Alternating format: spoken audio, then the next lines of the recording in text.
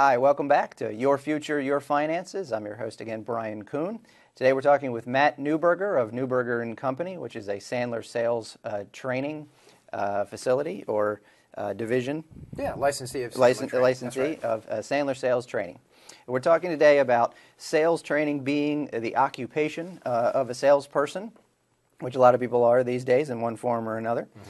So a lot of good stuff. Thanks for coming on the show. Sure, my pleasure. Thanks for having me. Tell us a little bit about your firm and what you do. Sure. Our firm is located in the Mid-Atlantic, so we have 3 offices, Baltimore, Columbia, and Rockville.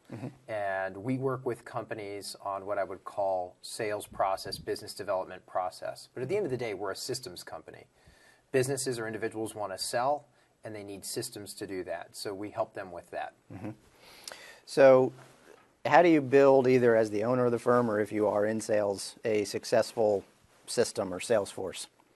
Sure. Well, you have to start with your own sales force, which is one thing we have to do. So we have a fantastic team, and anyone who's worked with us knows that, but we have a growing team of about 7 consultants now who are out there, and they're selling and training and working with companies every day. So we learn by doing a lot of what we're helping other businesses do. The first thing you have to start with in any business, if you want to build a successful sales team, is you have to have a set of core values that your team can understand. And I think a lot of businesses fail, and as you grow, you'll have some salespeople succeed and some fail.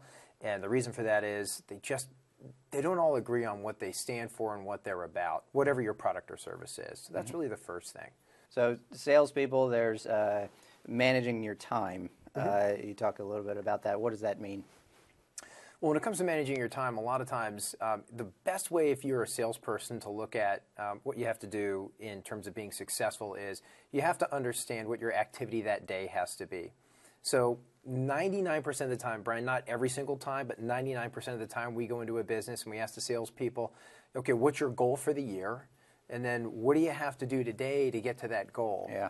And most of them don't know the answer to that. So the first thing you have to figure out is what is your pay time activity every day. That could be things like going to networking events. It could be picking up the phone and calling a business owner and attempting to schedule a meeting. But those pay time activities have to be defined. The second thing is a lot of times we look at activity and we wonder why salespeople have such cyclical or sort of roller coaster performance. And part of the reason for that is that at the end of the day, there's sort of some weeks they're hitting their goals and other weeks they're not. So some weeks they hit their pay time activities and some weeks they don't. And if you look at it a real simple, if you're a business owner or a salesperson, look at it really simply like this. If 1 week out of 4 you're hitting your pay time activities, you are on a slow road to failure. Yeah. All right? If 2 weeks out of 4 weeks you're hitting your pay time activity, you're basically status quo. And typically in sales, if you're status quo, that just means you're on an even slower road to failure, but it's going to happen. You really have to have the mindset, know your pay time activities, and then 3 out of 4 weeks, you have to hit those activities. If you miss 1 week, that's okay.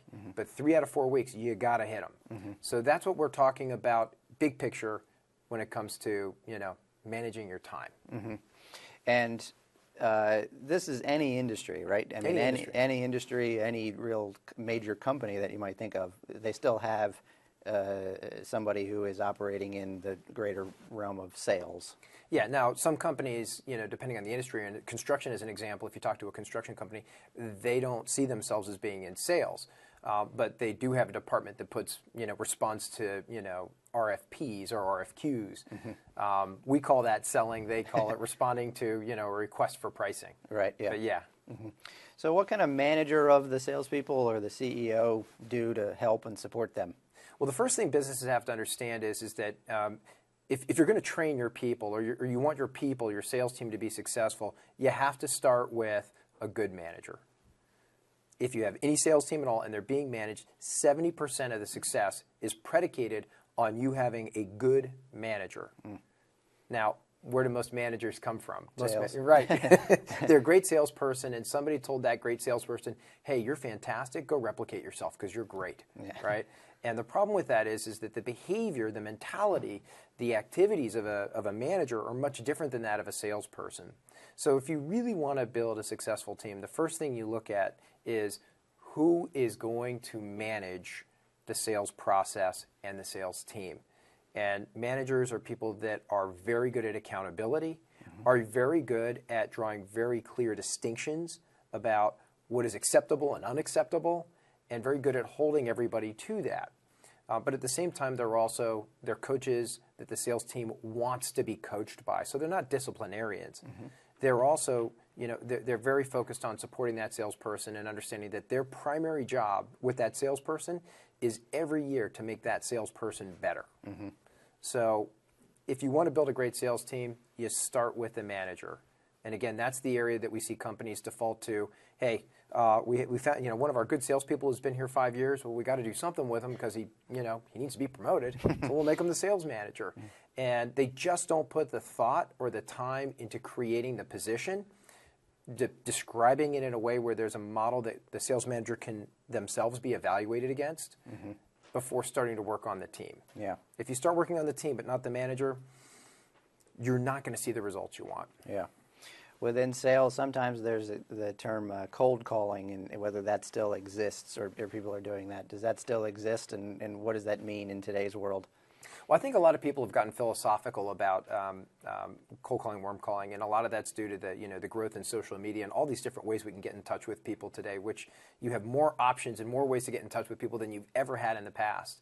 But a long time ago, David Sandler said something that I thought was, very insightful, and it still holds true today, which is, whatever everyone else is doing, stop doing it and do something else. And right now, the thing that people don't want to do, and most of the people being brought up today into the sales world have never cold called and are scared to cold call and won't do it.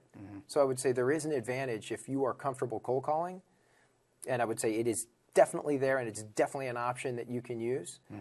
But you also have some awesome tools. Like you can look in LinkedIn and you can figure out how to make connections so that you can turn a cold call into a warm call. So if I want to call you and you and I both know Bill Smith, it's easy for me to say, hey, Brian, you probably don't know my name, but you probably know Bill Smith. Yep. I think the two of you why don't I tell you why I made the call to you, and then we can figure out if there's any reason for the two of us to meet. So I can say something as simple as that. It is a cold call, but I can use today's technology to warm it up, find a couple of connections before I make that call. Fantastic. We're going to take a break. We'll be right back. You're watching Your Future, Your Finances. I'm speaking with Matt Neuberger. We'll be right back.